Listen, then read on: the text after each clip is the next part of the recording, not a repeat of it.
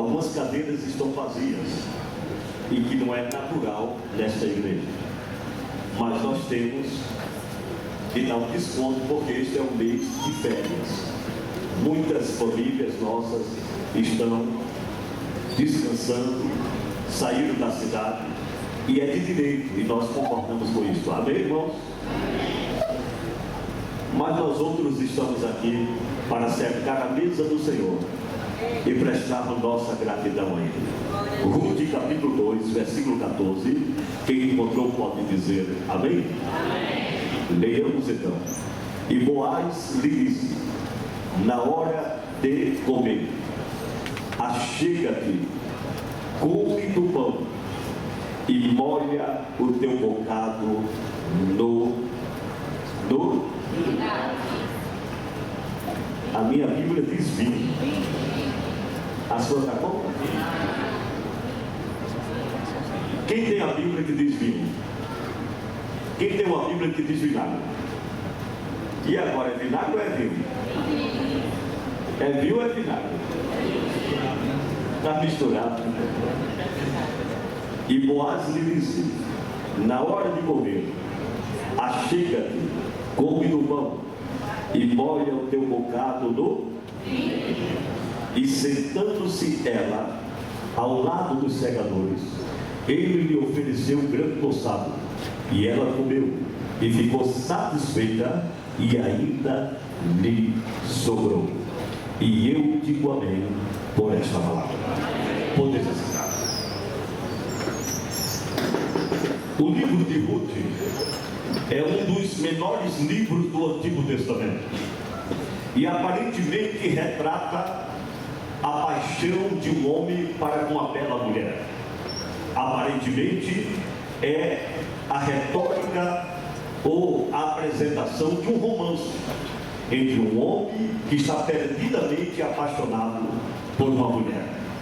Mas como é que este livro, que pouco fala sobre fé, pouco fala sobre adoração, que pouco conota o nome de Deus, pode interessar ou ser introduzido no reino sagrado? Por que este livro está quase que no meio das escrituras sagradas no Antigo Testamento? Se simplesmente conota ou realça a atração de um pensamento, de um sentimento afetivo entre um homem e uma mulher. Por que o Espírito Santo permite este livro estar dentro da Bíblia Sagrada?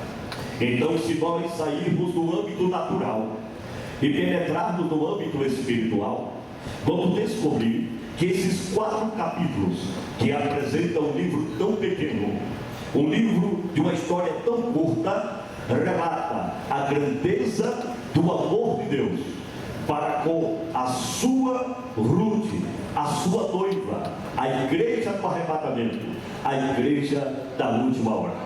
É um pequeno livro de grandes lições. É um livro de curta existência literária, mas de extensas lições espirituais, que está classificado por 4 lições distintas e cada lição inserido em cada um capítulo. No capítulo 1, nós encontramos uma família que morava na terra de Belém.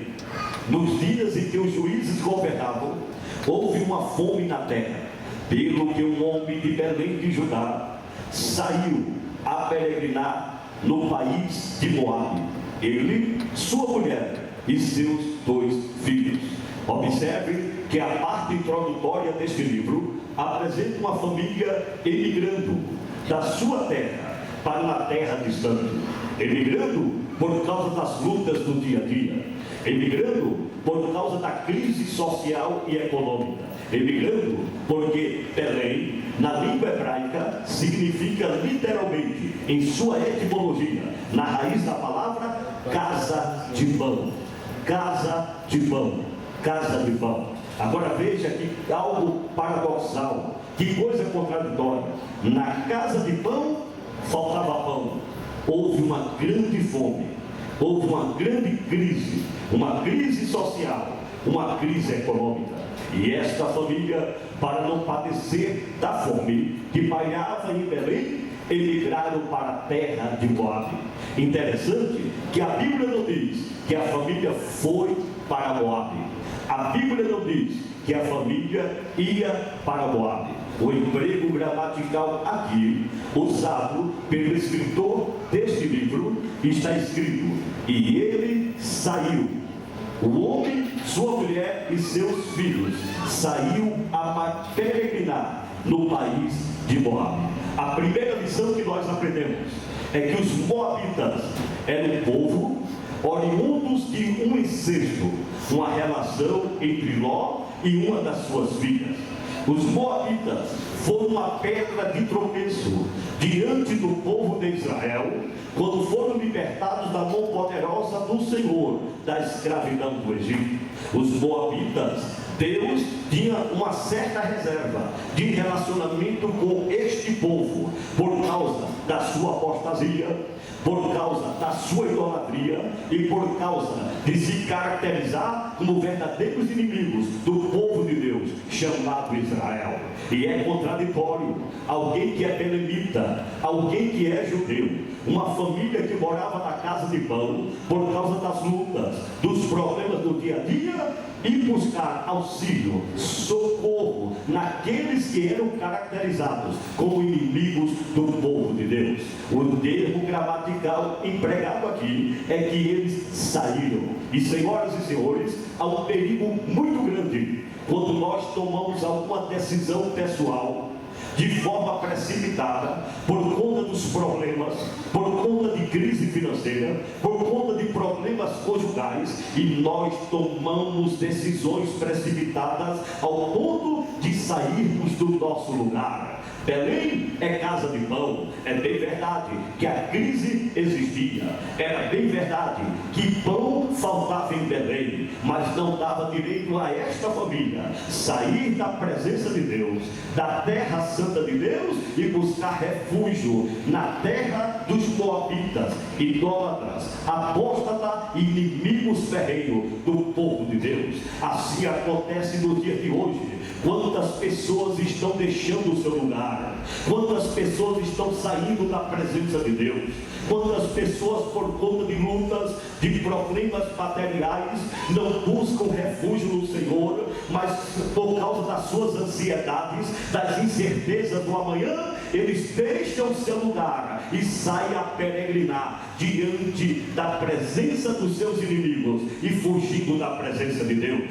Meus filhos, quero lhe garantir nesta noite, não importa o seu problema, não importa a sua dificuldade, não importa a porta que está fechada, continue na presença do Senhor, seu Deus.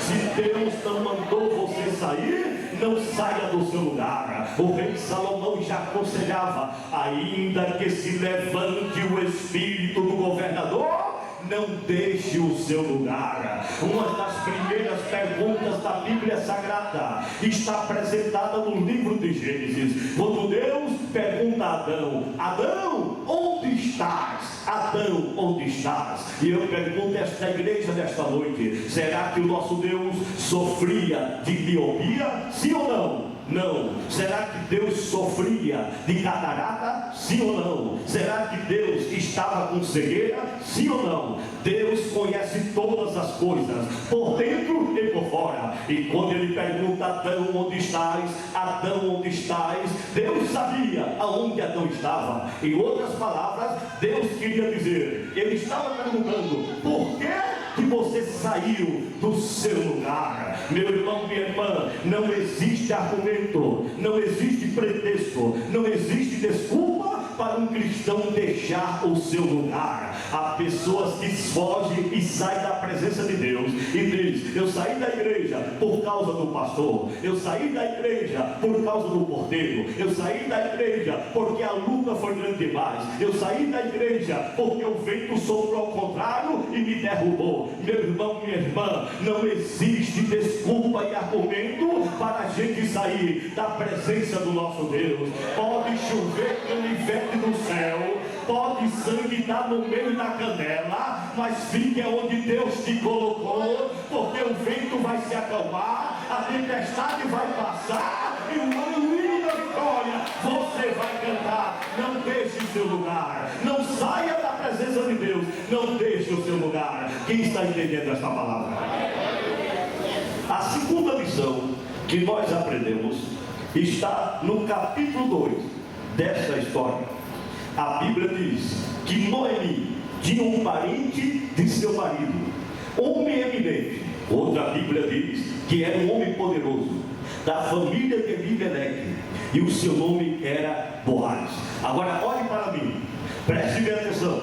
Emigraram da casa de Belém, a terra do pão, e por causa da fome, do desemprego, da crise financeira, foram buscar recurso na terra de Moabe. E quando chegaram na terra de Moabe, a luta aumentou, a dificuldade suplantou aquela família. E quantas vezes, irmãos, acontece conosco? Eu vou sair de Valparaíso e vou para o Belém de Pará. Eu vou sair de Valparaíso e vou voltar para o meu Maranhão. Não aguento tanta luta desse lugar. Meu irmão, minha irmã, não saia do seu lugar sem consultar a Deus. Se você pensa que o problema é geográfico, nem sempre o problema é local. Não deixe seu lugar sem antes Deus mandar. Porque se você sair sem orientação de Deus, você vai arrumar as malas, e antes de você passar o zíper da mala, a luta vai entrar na tua mala. E quando você chegar lá, que abrir a mala, que for tirar as coisas, a luta vai saltar primeiro e vai rir da tua cara e vai dizer: olha eu aqui também. Meu irmão, nem sempre mudança geográfica altera ou muda a situação da nossa vida. É preciso aprender que Deus é Deus do deserto, é Deus do vale, é Deus da luta, mas Ele é Deus que garante vitória também. Não saia do seu lugar. E sabe o que aconteceu? Esta família saiu da casa do pão de Belém, foi emigrar em Moabe. E quando chegou lá, o homem morreu, Elimelec. Os dois filhos que casaram com duas moabitas morreram também. E ficaram agora 3 mulheres indefesas, totalmente inseguras, e as 3 viúvas. Não tinha pão para comer, pelo menos tinha vida, sim ou não? Não tinha pão para comer, mas pelo menos estava no lugar certo. Belém, de onde iria nascer o Salvador do mundo. Belém de Efrata de Judá. Havia uma esperança de que a vitória iria voltar para o seu povo. Quem concorda com essa palavra? E muitas mudanças geográficas da nossa vida terminam piorando a nossa situação. Vocês estão entendendo isso ou não? Às vezes a gente muda para melhor, mas se mudar sem permissão de Deus, sem orientação do Espírito Santo, as coisas tendem a. Por isso que é melhor, mesmo chorando e gemendo, não saia do seu lugar sem Deus mandar. E quando as mulheres ficam viúvas, elas, como eram judia, a dona de casa era judia, as outras 2 eram moabitas, elas estavam acobertadas pela lei do resgate. Diga, a lei do resgate.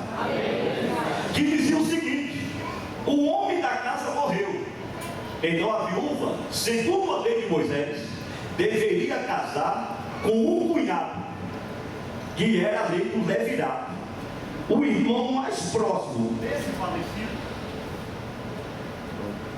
Glória a Deus, aleluia.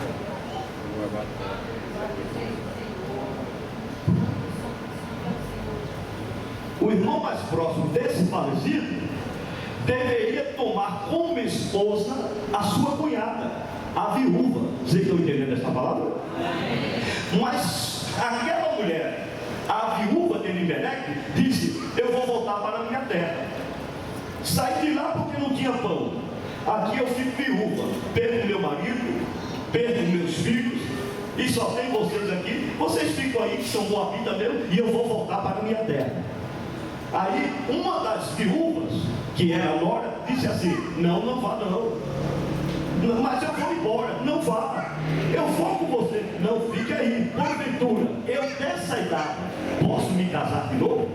E ainda que eu me case novamente, poderia eu gerar um novo filho para dar como esposo e marido para vocês?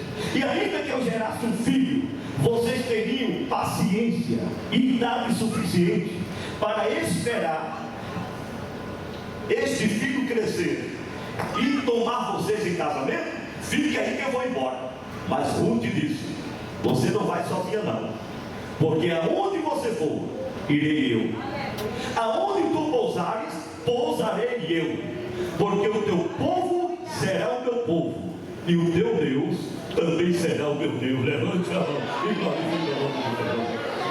E foi então que soube-se, diga soube-se, que em Belém a situação estava resolvida e voltou a ser chamada casa de pão.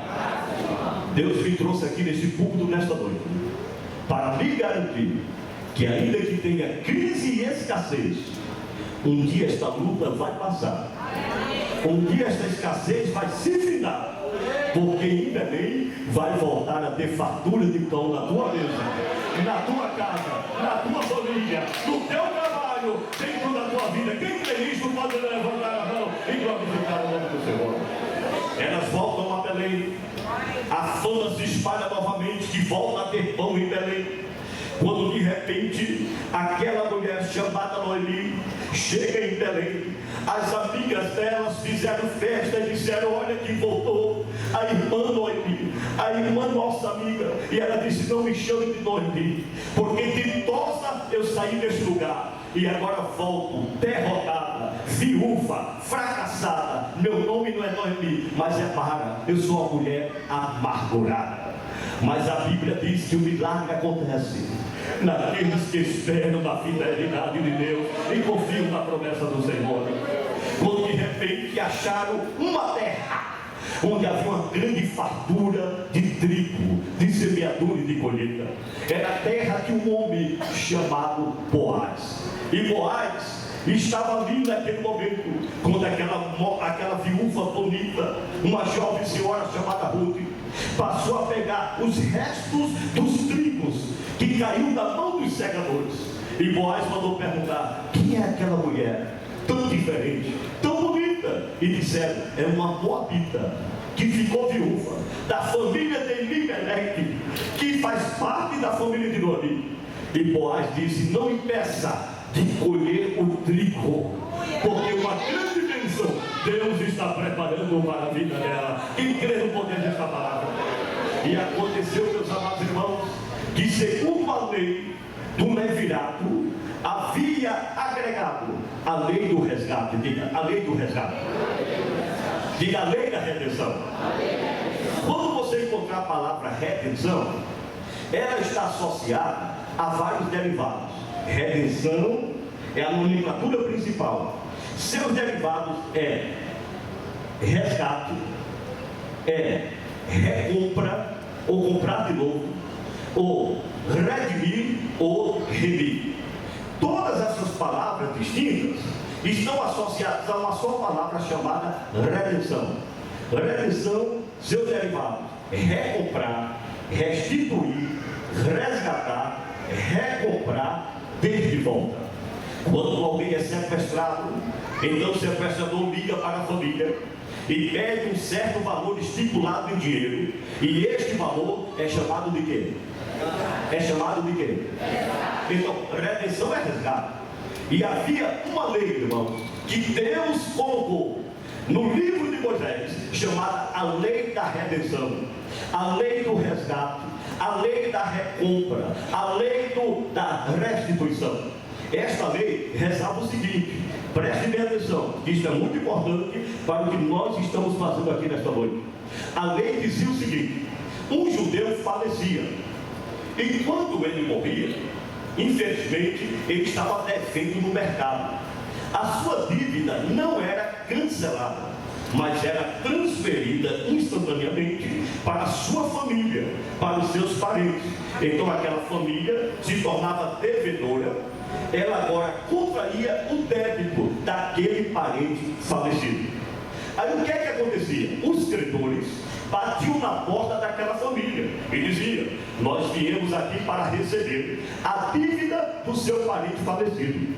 A família às vezes não tinha no momento com que pagar. Então aqueles credores iam para o sinédrio e, através de um juiz constituído, e de alguns anciões de Israel que serviriam de testemunhas, ele abria um livro, que naquela época era um rolo, que poderia ser um papiro, que poderia ser qualquer outra que pudesse fazer uma inscrição. Neste livro, ele colocava o valor da dívida do falecido, que foi transferida para a sua família, que contraiu a sua família. E depois que a dívida entrava naquele livro, ele era selado com 7 selos, por dentro e por... Estes selos, que geralmente eram confeccionados ou criados por cera, ele tinha o objetivo de validar o conteúdo que estava no livro, e tinha o objetivo de lacrar, se tornar inviolável. Quer dizer, aquele selo, que seria hoje um lacre, estava dizendo: se você não tem autoridade, não toque nele, não puxe o lacre, não abra o selo, porque o conteúdo que tem aqui dentro é muito forte, e somente quem está autorizado pode abrir o selo. Você está entendendo essa palavra? Aí os credores, ao inscrever no livro a dívida da família que foi contraída do falecido, ele se apossava de algum bem, seja animais, seja pedaço de terra, algum imóvel, alguma coisa de valor que servisse de penhor. Diga penhor. Então seria penhorado, hipotecado. Ele não tinha autoridade de negociar, de vender, de trocar, de desfazer, de depreciar aquele bem, aquele imóvel. Por quê? Ele não era proprietário, ele se tornou apenas posseiro. Diga posseiro. Há uma diferença entre proprietário e posseiro. No dia 20 de novembro, eu tomei posse nesta igreja, diante da maioria de vocês e do pastor presidente do Gama. Sim ou não? Sim. Mas eu sou dono dessa igreja? Não. Quem é o dono da igreja? Não é o pastor do Gama, não? É o pastor presidente da Assembleia de Deus do Brasil, não? Quem é o dono da igreja? Eu sou apenas um posseiro. Então eu não posso desfazer, eu não posso trocar, eu não posso negociar. Estão entendendo essa palavra? Porque ele tomava aquele bem como hipotecado, como um penhor. Então ele esperava, segundo a lei, que dentro daquela família devedora aparecesse um parente mais próximo. Diga, parente mais próximo. Diga, parente mais achegado. Que número 1 tivesse poder, condições. Capítulo 2 de Ruth. Era um homem poderoso. Quem tem isso na sua Bíblia? Ele tinha poder. Número 2, que tivesse desejo, voluntariedade de pagar o preço da redenção, o preço do resgate. Irmãos, olha aqui para mim. Enquanto não aparecesse este parente mais próximo, este parente remidor, este parente resgatador, ninguém teria o direito de olhar para o livro, de pegar no livro e desatar o lacre, que eram os 7 selos. Vocês estão entendendo essa palavra? E quando Ruth aparece naquele campo, imagina, perdeu o marido, perdeu as terras, sua sogra perdeu tudo também, toda a família foi hipotecada, tudo, mas apareceu um parente mais próximo de Elimeleque, o pai de família primeiro falecido, e ele chamava-se Boaz, e ele disse: desde o que der, venha o que vier, eu vou redimir Ruth e toda a sua família, eu vou pagar o preço do resgate, eu vou pagar o preço da redenção. Quem pode glorificar o nome de Jesus? E foi o que aconteceu, irmãos. Quando chegava esse parente remidor, esse resgatador, ele perguntava o preço da dívida, era estipulado o preço que a família estava devendo. Ele tirava do bolso, em talento, em prata, em ouro, pagava o preço da redenção. Os juízes e os anciões colocavam um livro na sua mão, ele tinha o poder de desatar os 7 selos, abrir o livro, e quando ele abria o livro, instantaneamente estava lhe dando autoridade de restituir, de resgatar, de recomprar, de devolver para aquele que estava endividado tudo que se foi tomado, tudo que se havia perdido. Você está entendendo essa palavra? No âmbito espiritual, a história assim aconteceu. Quando Adão pecou no jardim do Éden, Adão passou para as mãos de Satanás a sorte de todas as almas dos homens e o domínio da face da terra. Satanás não é proprietário de nada, porque ele é criatura e nunca foi criador, mas ele é posseiro. Ele se apossa da mente dos homens, ele se apossa das casas e das famílias, ele se apossa dos lares e das leis políticas e governamentais. O diabo não é dono de nada e não é proprietário de nada, porque ele é criatura e nunca foi criador. É por isso que Paulo, compreendendo esta revelação, ele escreve aos Coríntios dizendo que Satanás, com D minúsculo, é o Deus deste século, que fecha a mente dos homens e domina a mente dos homens, para que não resplandeça dentro deles o brilho da glória do conhecimento do Evangelho do Senhor nosso Deus. O diabo é posseiro e nunca foi e nunca será proprietário. Quem aqui já presenciou uma manifestação demoníaca? Quem já viu isto? E quantos aqui podem concordar comigo que geralmente você vai expulsar esse demônio em nome do Senhor Jesus? Aí o bicho diz assim: eu não saio, ele é meu, ela é minha, esse corpo me pertence. Quem já viu algo parecido assim? Isso é mentira do diabo, senhores. Porque o diabo não tem domínio nem da vida dele, porque os dias deles estão contados sobre esta terra. Ele não tem domínio sobre a casa de ninguém, sobre a vida de ninguém, até no casebre dele, nem a chave ele não tem mais, porque o chaveiro na mão dele está banguelo. A chave da morte do inferno está na mão do Rei da Glória, de Jesus de Nazaré. Você pode aplaudir ao Senhor nessa noite, em nome de Deus. Quem vai entender essa palavra? E a nossa dívida foi colocada dentro de um livro, e esta dívida era impagável. Nem você e nem eu tinha poder, nem condições de pagar a nossa dívida espiritual. E esta dívida foi vista no livro do Apocalipse, quando João olhou para o trono e viu um anjo que voava no meio do céu e clamava com grande voz, dizendo: quem é digno de ler o livro, de olhar para o livro e desatar os seus 7 selos? E João disse que o anjo procurou no céu e não encontrou ninguém no céu digno, procurou na terra e não encontrou ninguém na terra digno, procurou debaixo da terra e não encontrou ninguém digno de olhar para o livro e desatar os seus 7 selos. E eu pergunto a vocês nesta noite: Deus é digno de alguma coisa? Sim ou não? Sim. Deus é digno de alguma coisa? Sim. Diga, ele é digno de tudo.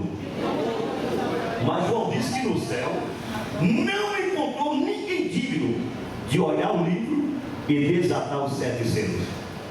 E aí, Deus é digno ou não é? Deus tinha poder para abrir o livro e desatar os selos, sim ou não? Sim. E por que João disse que não encontrou ninguém digno no céu? Deus está no céu ou não está? E por que o anjo não encontrou ninguém digno no céu? Porque a Bíblia diz que sem derramamento de sangue, no céu tem trono, no céu tem anjo, no céu tem querubins, no céu tem arcanjo, no céu tem serafins, no céu tem 24 anciões, no céu tem glória, tem luz, no céu está o Rei Todo-Poderoso, mas no céu não tem sangue. E sem derramamento de sangue, ninguém é digno de abrir o livro e desatar os seus 7 selos.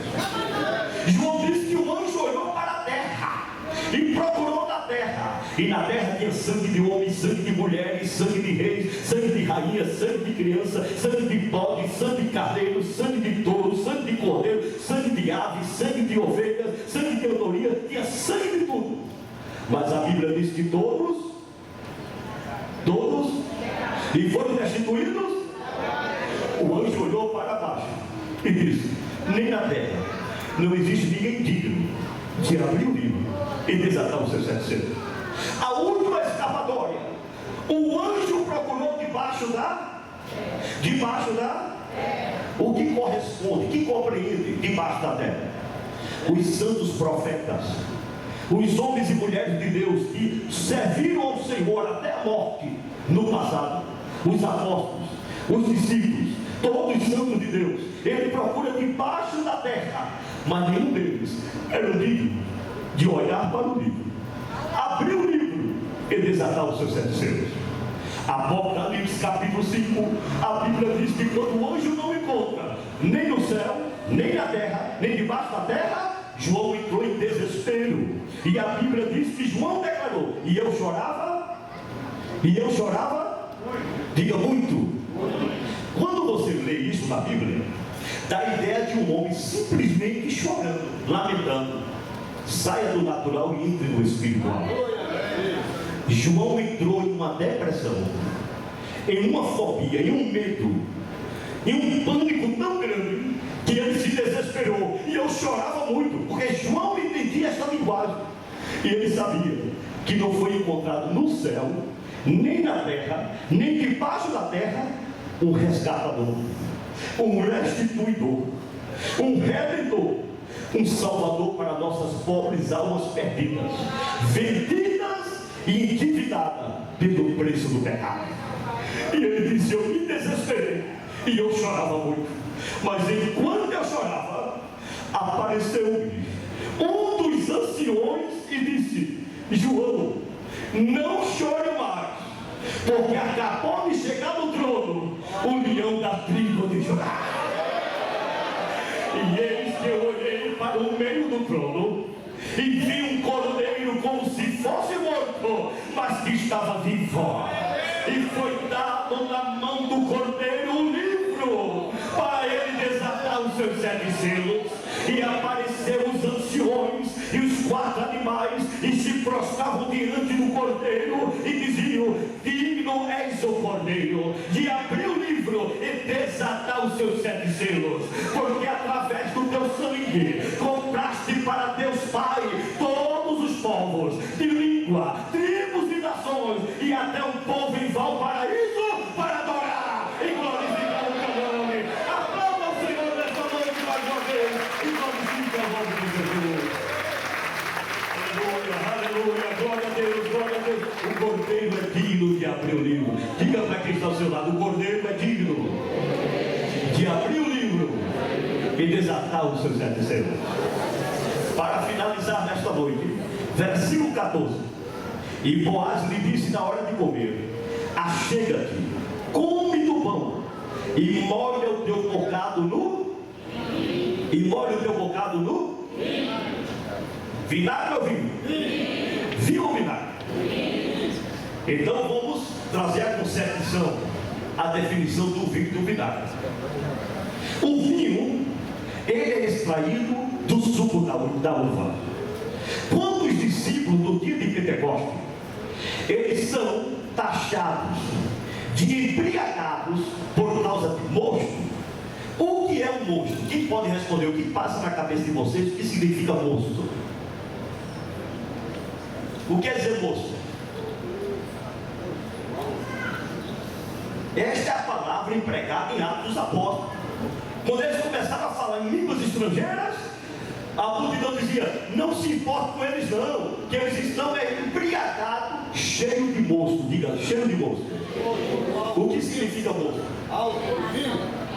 Álcool no vinho. Fermentação do vinho. Quem mais? Cadê o professor da Bíblia? Irmão Marcelo, diga aí, Marcelo, o que é que você acha? O segundo professor dessa igreja, o Rogério. Cadê o Rogério? O que é que você acha? O que quer dizer moço? Álcool, né? Loucura. Nenhuma dessas alternativas. Olha aqui para mim. A palavra moço é empregada para todo sumo de frutas. Moço e sumo é a mesma palavra, ou seja, o mesmo sentido, só muda a palavra, o emprego gramatical. Moço, sumo, mas é o único sentido. Você espreme um abacaxi no liquidificador, você toma aquele sumo do abacaxi, você está tomando o mosto, o sumo do abacaxi. Você espreme uma laranja, um limão, limão, uma maçã, qualquer líquido extraído de uma fruta é chamado de mosto, é o sumo da fruta. Estão entendendo essa palavra? Quando os crentes cheios do Espírito Santo começam a pregar o evangelho em línguas estrangeiras, ironicamente a multidão diz assim: liga para esses pentecostais não, são os doidos, eles estão embriagados e cheios de mosto. Mosto não embriaga ninguém, irmãos. Ninguém fica bêbado com sumo de laranja, com sumo de abacaxi, com sumo de limão. Estão entendendo isso ou não? Isso aí era um ato irônico. Eles estavam zombando. Por quê? Porque os discípulos de Jesus, eles eram caracterizados em tomar o sumo da uva, que é chamado de vinho. Quando a uva ela é pisada no lagar, que é extraído o sumo, então é extraído o mosto. E era isso que Jesus tomava com seus discípulos, o mosto da uva. E mosto da uva não embriaga ninguém. É como que dizer: estão cheios de carapa com açúcar, estão cheios de quissuque, estão embriagados de sumo. Sumo não embriaga ninguém. Vocês estão entendendo essa palavra? Então o primeiro processo do vinho é o sumo da uva. É o que nós vamos tomar daqui a pouco. Mas quando a uva, o vinho, ele envelhece, que passa para o processo da fermentação, diga fermentação, ele cria em si, sem adição de ninguém, ele cria em si um alto teor alcoólico. Então o vinho fermentado, que deixa de ser um sumo natural, por si mesmo, com a velhice dentro do vaso, ele se torna altamente alcoólico. Estão entendendo agora ou não? E em terceiro lugar, quando essa fermentação passa para um processo maior de envelhecimento, se transforma no vinagre. Diga vinagre. Por isso que numa Bíblia chama vinho, na outra Bíblia chama o quê? É o terceiro procedimento do vinho fermentado. E quando chega no estágio do vinagre, ele se torna em uma substância energética. Diga energética. E os judeus, eles tinham o seguinte costume na sua tradição judaica: era um povo agricultor, e saía para trabalhar 6 horas da manhã, 5 horas da manhã, e até 1 hora da tarde, 2 horas da tarde, no sol quente, no labor pesado da agricultura. Mas eles tinham um costume tradicional, que quando chegavam em casa, lavavam os pés, lavavam as mãos, e pegava o vinagre, que já não era o mosto, o suco de uva puro, já não era o vinho fermentado, o alcoólico, era o vinagrete, o vinagre, era o vinho num processo de fermentação extrema que servia de energético. Aí o que eles faziam? Eles pegavam um pedaço de pão, molhavam no vinagre, e quando comia aquele pão embebecido pelo vinagrete, então era como se fosse, como é o nome dos energéticos que a gente usa aí? Os energéticos. Red Bull. É como se fosse um Red Bull. Então, aquelas energias eram renovadas, recobradas, e ele sentiu força para voltar logo mais ao trabalho. Estão entendendo essa palavra ou não?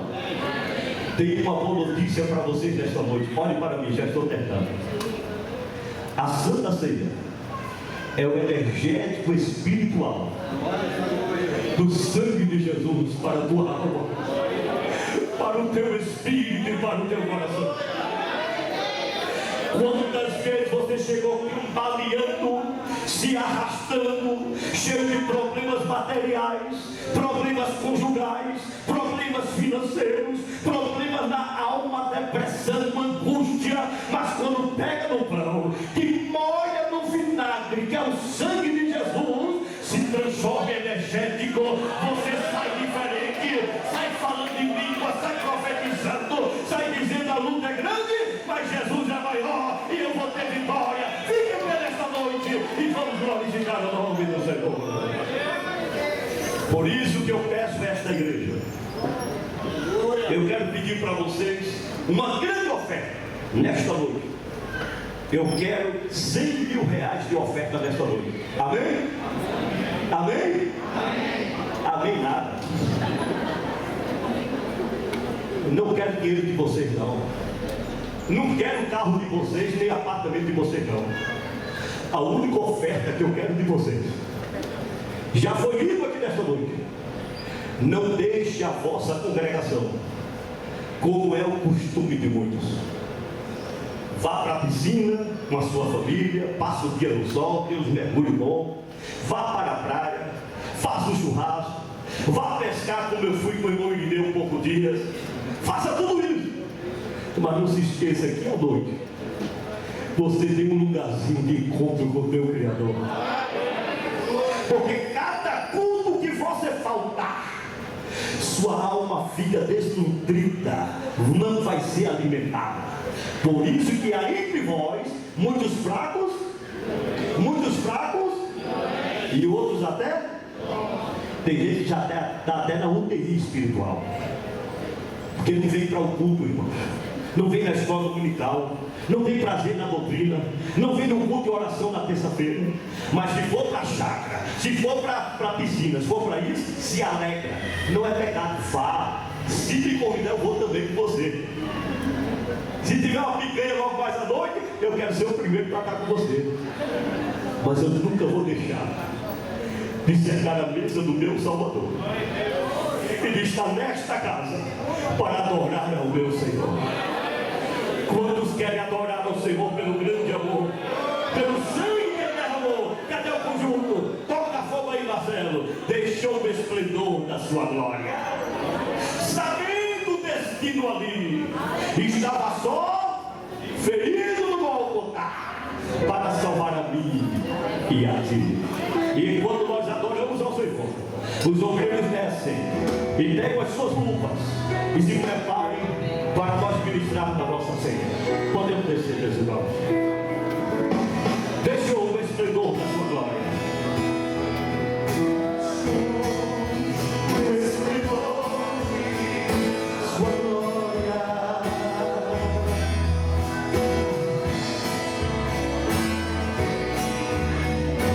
Toda a igreja adora a Deus. Adora, cante, glorifica o Senhor. Estava só.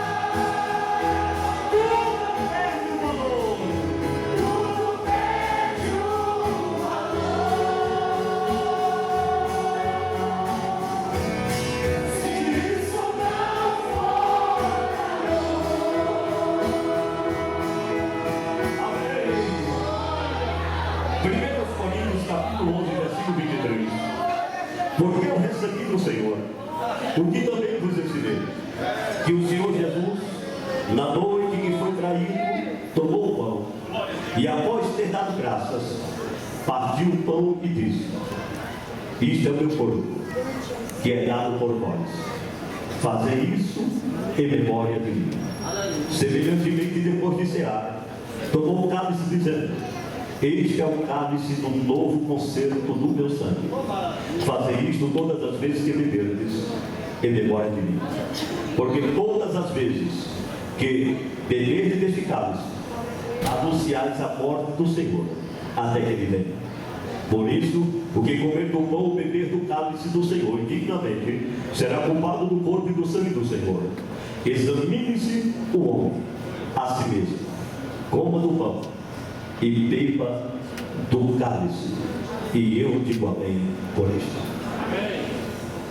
Pega o pão.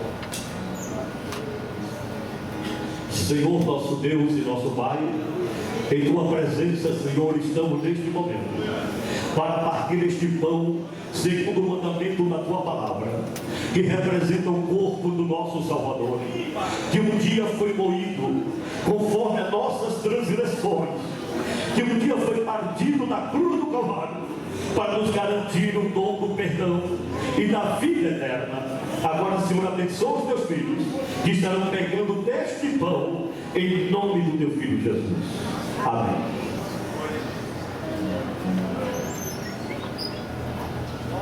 Podeis assentar, queridos.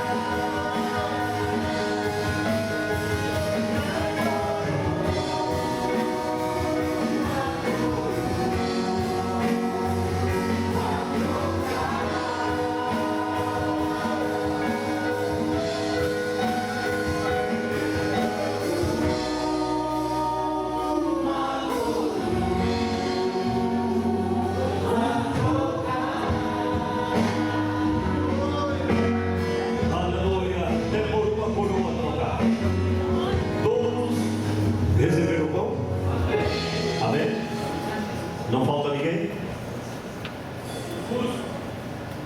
Amém. E havendo partido o pão,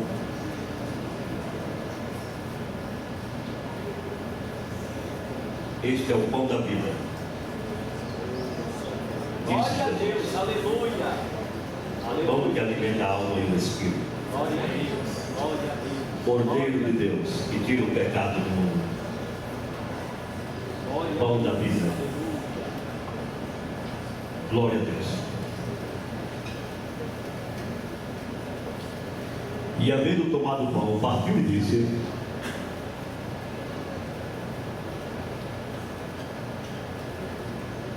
glória a Deus.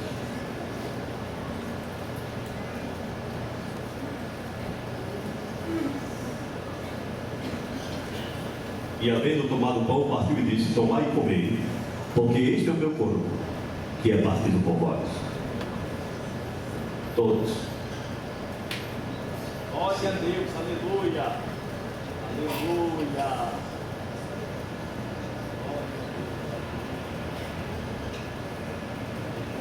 Podeis ser. Senhor, nosso Deus e nosso Pai,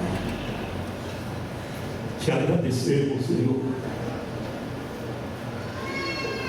Não temos palavras para expressar, porque não éramos dignos, Senhor, de estar no teu santuário. Mas aquele corpo santo, aquele corpo que não era meu, que foi encarnado pela majestade santa, Criador do céu e da terra, foi entregue naquela cruz por teus pecados. E é por isso que eu vim aqui nesta noite, Senhor, cansado, às vezes triste, angustiado, atribulado, mas eu vim para memorizar aquele ato de amor,